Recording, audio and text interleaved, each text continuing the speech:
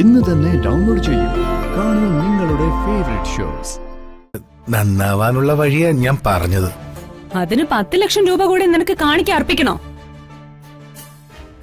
നടക്കില്ല മനോജെ. അച്ഛന്റെ കയ്യിൽ നിന്ന് ചില്ലി പൈസ പോലും കിട്ടില്ല. പ്രകാശേട്ടൻ എന്തിനാ ഇങ്ങനെ ഓരോന്ന് പറഞ്ഞ് അച്ഛനെ വിഷമിപ്പിക്കുന്നേ? ഞാൻ വിഷമിപ്പിച്ചതല്ല, ജീവിതത്തിലെ ഫിലോസഫി പറഞ്ഞതാ. പ്രകാശേട്ടാ, നമ്മള് വിചാരിക്കുന്നത് പോലെയല്ല കാര്യങ്ങള്. മുകളിലിരിക്കുന്ന ആളുടെ തീരുമാനങ്ങളാ ഇവിടെ നടപ്പിലാവുന്നത്. അച്ഛൻ കഴിക്കേ. ഇപ്പോഴാ ഒരു കാര്യം ഓർത്തത്. ചന്ദ്ര ഉണ്ടാക്കി തരുന്ന ഉണ്ണിയപ്പത്തിന്റെ കാര്യം.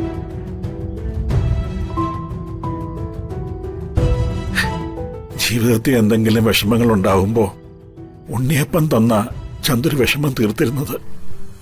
അറിയാം. അമ്മ ഉണ്ടാക്കുന്ന ഉണ്ണിയപ്പത്തിന്റെ സ്വാദ് ഇപ്പോഴും എന്റെ നാവിലുണ്ട്. പക്ഷെ എന്ത് ചെയ്യാനാ അച്ഛാ, എനിക്ക് ഉണ്ണിയപ്പം ഉണ്ടാക്കാൻ ശരിക്കും അറിയില്ല. കല്ല് പോലെ ഇരിക്കും. അല്ലെങ്കിൽ ഞാൻ ഉണ്ണിയപ്പം ഉണ്ടാക്കി തന്നേനെ. സാരമില്ല മോളെ, ഉണ്ണിയപ്പം തിന്നാനുള്ള കൊതി തൽക്കാലം ബാക്കി നിൽക്കട്ടെ. ഇതും ദൈവത്തിന്റെ തീരുമാനമായിരിക്കും.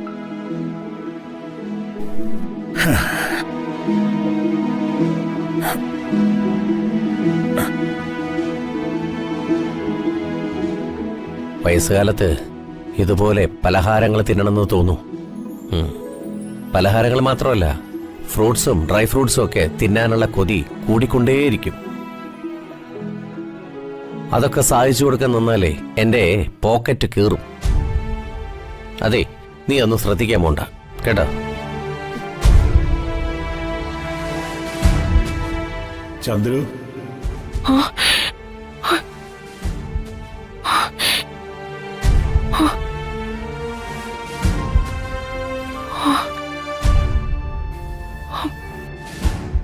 മാധവേട്ടൻ എന്നെ വിളിച്ചോ?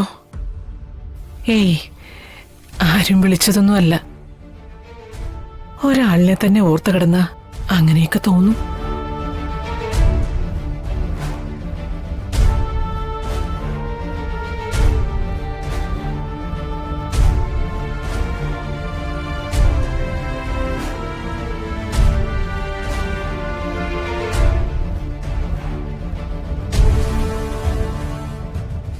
ചന്ദ്രു, എനിക്ക് നീ ഉണ്ടാക്കിയ ഉണ്ണിയപ്പം കഴിക്കാൻ വല്ലാത്ത കൊതി തോന്നുന്നു. ഉണ്ണിയപ്പം ഉണ്ടാക്കി തരുമോ നീ?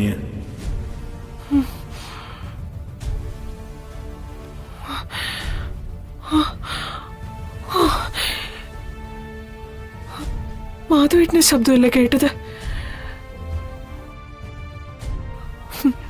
ഉണ്ണിയപ്പത്തിന് വേണ്ടി മക്കളോട് പോലും കടിപിടി കൂടുന്ന ആളാ പാവം മാധവേട്ടൻ. ഇന്ന് രാത്രി എന്നെ ഉണ്ണിയപ്പം കഴിക്കണം എന്നല്ലേ പറഞ്ഞത്? ഇവിടെ എങ്ങും മാധവേട്ടൻ വന്നിട്ടില്ല.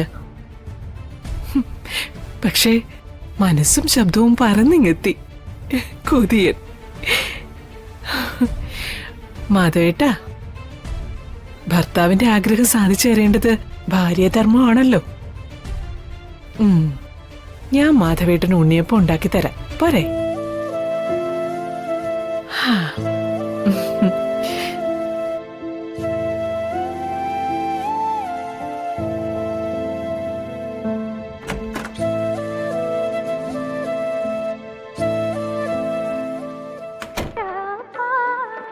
Beautiful.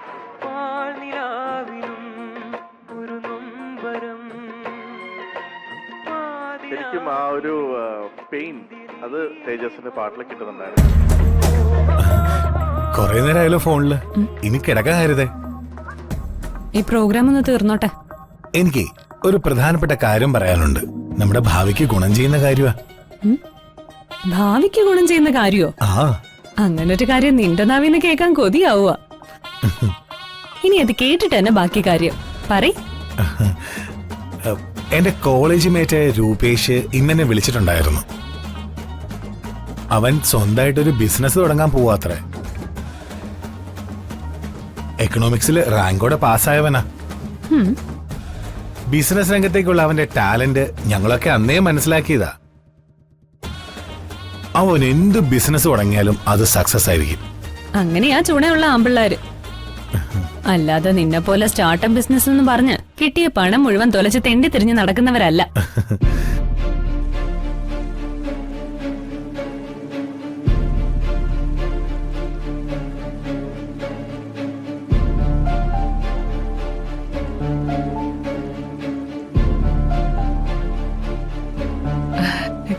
ഉണ്ണിയപ്പ പ്രിയനാ മാധവേട്ടൻ, ഗണപതി ഭഗവാനെ പോലെ.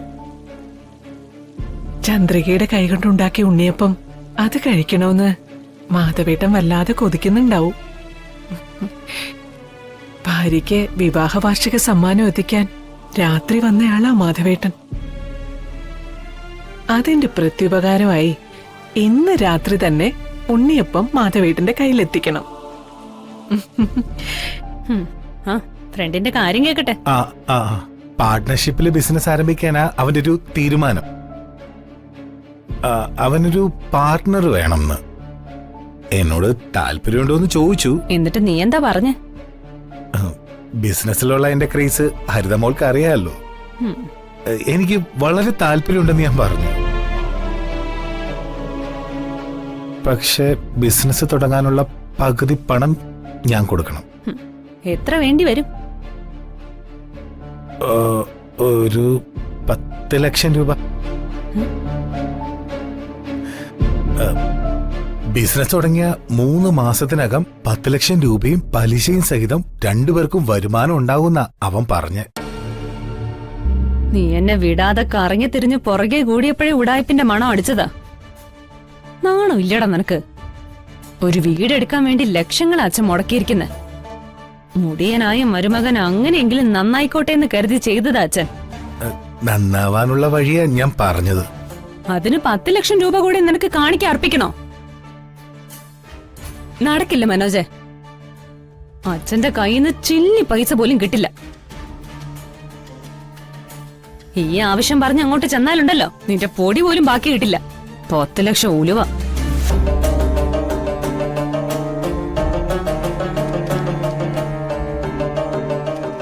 മാധവേട്ടൻ ഉറങ്ങിക്കാണും.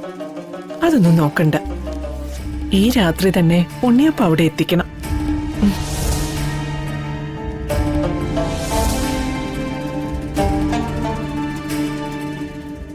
മനോജ്, എന്റെ കയ്യിൽ അത്രയും പണം ഉണ്ടാവില്ലെന്ന് നിനക്കറിയാലോ.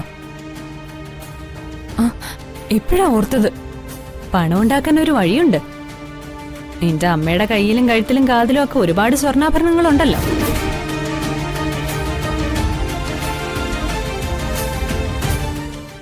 മാനത്തെ കൊട്ടാരം